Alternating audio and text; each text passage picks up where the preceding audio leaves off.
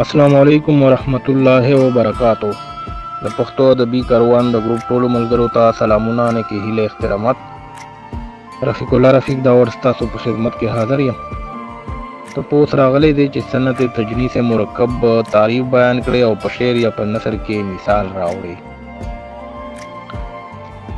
اول خو تجنیس مونږ بار بار بیان کړو چې په شعر یا په نثر کې داسې دوه الفاظ راوړل چې هغه یو شان وي او معنی بدلې وي، نو دې ته تجنیس ویل کېږي، د یو جنس نه وي. او د دې سره مې مترادف الفاظ هم بیان کړي وو چې تجنیس او ترادف دا متضاد دي په خپله کې سره. په تجنیس کې الفاظ یو شان وي، معنی بدلې وي. په ترادف کې الفاظ بدل وي، معنی یو شان وي. اوس د تجنیس مختلف اقسام دي. تجنیس تام دی، تجنیس تام مماثل دی، دا وویل شول. اوس تجنیس مرکب دی. تجنیس مرکب لکه څنګه چې د نوم نه ظاهره ده چې دوه الفاظ مونږ په اشعارو کې یا په نثر کې راوړو یو شان، خو صرف فرق پکې دا وي چې یو مفرد وي او بل مرکب وي. نو داسې دوه الفاظ راوړل دې ته تجنیس مرکب ویل کېږي.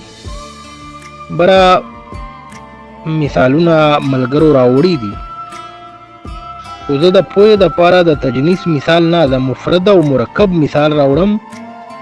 نو داسې قسم الفاظ چې راشي خو چې یو شان، نو دې ته تجنیس مرکب ویل کېږي. یا مرکب او مفرد باندې چې ملګري پوه شي نو بیا به اسانه شي. لکه په کافیو کې هم یو عیب برادرومي جلی ایتا ورته ویل کېږي. په هغه کې هم دا ویل کېږي چې یو مفرد لفظ راشي او بل ورسره مرکب لفظ راشي، نو دا جلی ایتا بیا دې ته ویل شي. لکه د مثال په توګه باندې مفرد او مرکب الفاظ چې کله راځي په کافیو کې، اسې مثال د مفرد او مرکب پیش کوم د تجنیس نه. لکه یو لفظ راشي باغبان، نو دا د دې سره کوم کافیه راوړو بلبلان، نو دا یا ګلستان یو لفظ راشي او د هغې سره مونږ بلبلان کافیه راوړو.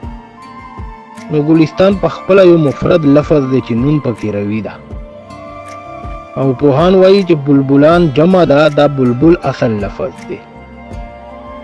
نو مطلب دا شو چې د ګلستان مفرد لفظ دی او بلبلان داسې وګڼه چې مرکب دی. مرکب چې دوه الفاظ په خپله کې سره ملاو شوي وي، لکه د بره چې مثال پیش شوی دی. نو داسې الفاظ چې یو شان راشي او په هغه کې یو مفرد لفظ وي، یعنی یو په خپله پوره لفظ وي او د بل سره سل سابقه یا لاحقه لګېدلې وي، نو داسې الفاظ یو شان راتلل په نثر او په نظم کې دې ته تجنیس مرکب ویل شي.